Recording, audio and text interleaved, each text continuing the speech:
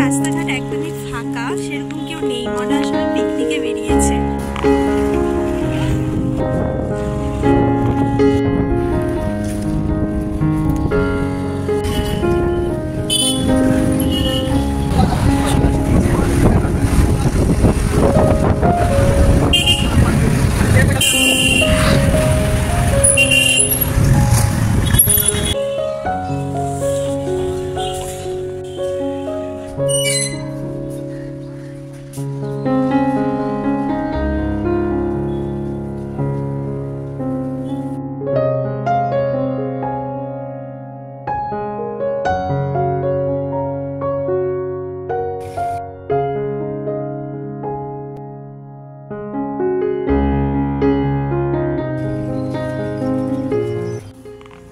Welcome back to my channel অনা লাইফস্টাইলে আপনাদের সবাইকে ওয়েলকাম।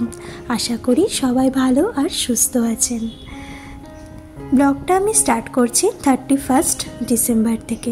গিয়েছিলাম একটু বাজারে, দেখলাম রাস্তাঘাট খুব সুন্দর করে সেজে উঠেছে।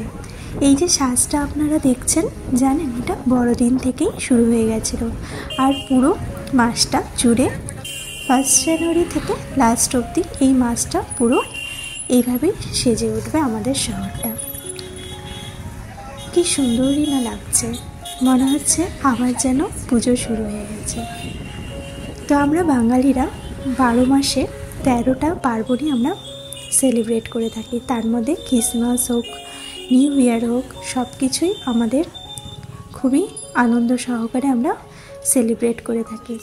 চলে এলাম আমাদের শিলিগুড়িতে ভুটিয়া মার্কেটে।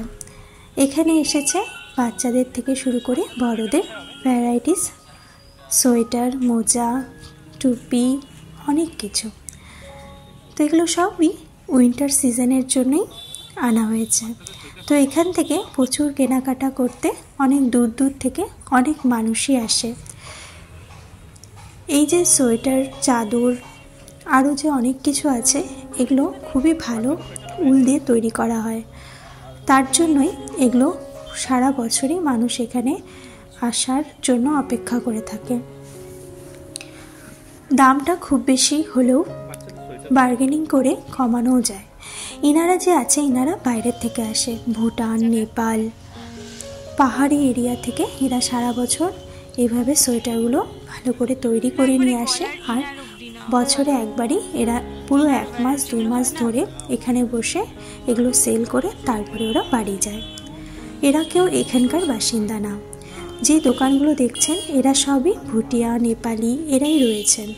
এরা এখানে এই পুরো মার্কেটটা জুড়ে তাদেরই পুরো, এখানে যত স্টল দেখছেন সব ওনাদেরই। তো ছেলের জন্য একটা সোয়েটার নেব বলে চলে এসেছিলাম।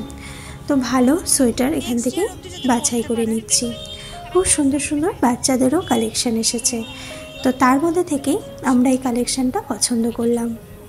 বাচ্চাদের কালারিং ড্রেস পরাতে বেশ ভালো লাগে, তাই ভাবলাম পিঙ্ক বা এমনি কালার বা রেড কালার নিই, কিন্তু রেড বা পিঙ্ক ছিল ঘরে। তো শেষ পর্যন্ত পিঙ্কটাই পছন্দ হয়ে গেল। একটু বড় নেই, এটার প্যান্ট আছে না? बाबू उससे छोटा नहीं है, बड़ा ही होगा।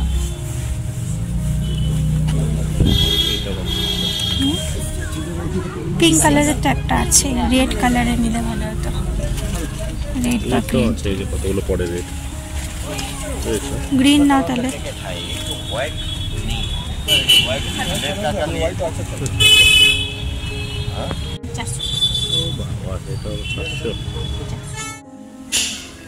শপিং করতে করতে খিদে পেয়ে গেছিল, তাই চলে এলাম একটু রেস্টুরেন্টে।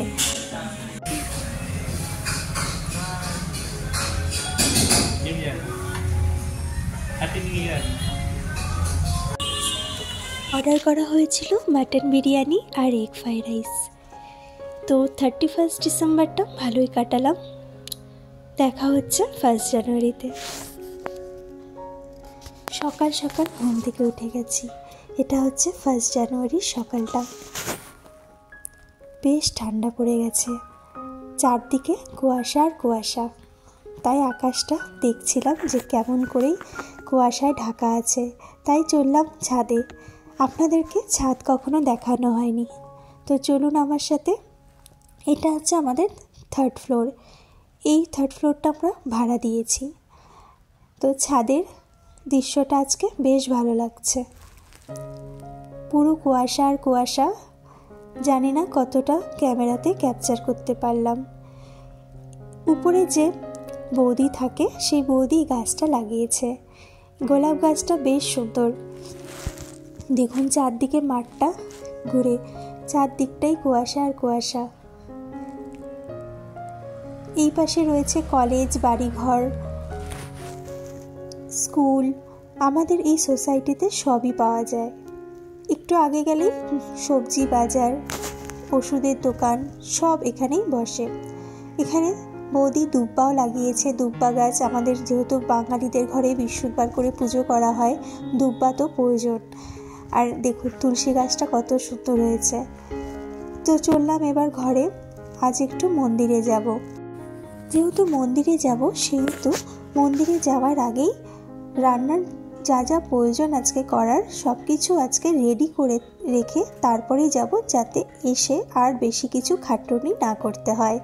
আজকে বানাতে চলবো পোলাও, যেটা হবে চিনি আতপ চাল, যেটা বলা হয় গোবিন্দভোগ চিনি আতপ চাল, সেই চাল দিয়ে আজকে বানানো হবে পোলাও আর ফুলকপির একটা খুব সুন্দর রেসিপি। তো আজকে আপনাদের সাথেও সেটা শেয়ার করব। পোলাও বানানো খুব একটা বেশি কঠিন কাজ না। আমি এখানে 2.5 কাপ চাল নিয়ে ভালো করে ধুয়ে নিলাম। বেশি ভিজিয়ে রাখার কোনো প্রয়োজন নেই।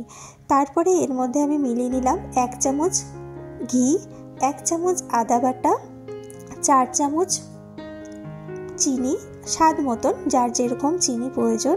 তারপরে এর মধ্যে একটু জিরে গুঁড়ি আর একটু শুকনো লঙ্কার গুঁড়ি মিলিয়ে নিলাম। মিলিয়ে নিয়ে ভালো করে এটা পুরো চালের মধ্যে মিলিয়ে নেব। এর মধ্যে 1 চামচ হলুদও দিয়ে নিলাম। তারপরে হাতটা ভালো করে ধুয়ে পুরো ম্যারিনেট ভালো করে নিলাম। তারপরে এটাকে আমি ঢেকে রাখবো, মন্দির থেকে এসে রান্নাটা করব। স্নান ধান করে রেডি হয়ে গেলাম। আমার হলুদ শাড়ি খুবই প্রিয়। হলুদ যে কোনো কালারই আমার জন্য ভীষণ প্রিয়। তাই যেহেতু বছরের প্রথম দিন, তাই আমি হলুদ কালারের শাড়ি পরে নিলাম। যেহেতু বাইরে খুবই ঠান্ডা, তাই এরকম একটা স্টলও দিয়ে নিলাম। যত সোয়েটার আছে আমার সব কিছু আধোয়া, তাই কি করব, তাই এই শালটাকে বের করেছি। আর এই শাড়ি সব কিছু ধোয়া ছিল আগের থেকে, তো এটা পরে নিলাম। এরপরে বেরিয়ে যাব মন্দিরের উদ্দেশ্যে। আজকে রাস্তাঘাট একদমই ফাঁকা, সেরকম কেউ নেই। মনে হয় সবাই পিকনিকে বেরিয়েছে, তো আমরাই বাকি পিকনিকে না যাওয়ার। এই যে এখানে, তো এটা হচ্ছে মন্দিরের রাস্তা। অনেকটাই আমরা লেট হয়ে গেছি, যাওয়া যাক, দেখি কি হয়। চলে এলাম মন্দিরে।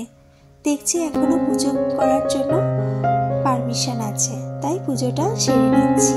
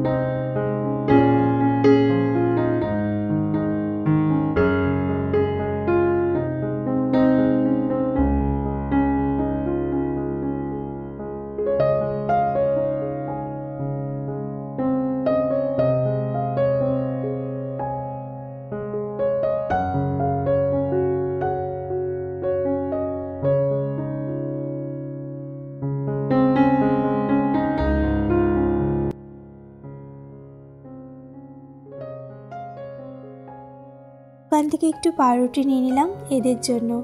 দেখছি ঠান্ডায় এরা বেশ কাতর হয়ে গেছে। এদিকে খুব সুন্দর সুন্দর পাপ্পিসও হয়েছে, এদেরকে একটু খেতে দিলাম। আজ খুব সুন্দর একটা জিনিস পেয়েছি, যেটা ছোটোবেলার থেকে আমার ছিল খুবই প্রিয়। সেটা হচ্ছে শনপাপড়ি। এই শনপাপড়িটা সহজে পাওয়া যায় না, আজ পেয়ে গেলাম। চলে এলাম সোজা রান্নাঘরে পোলাও বানাবো বলে।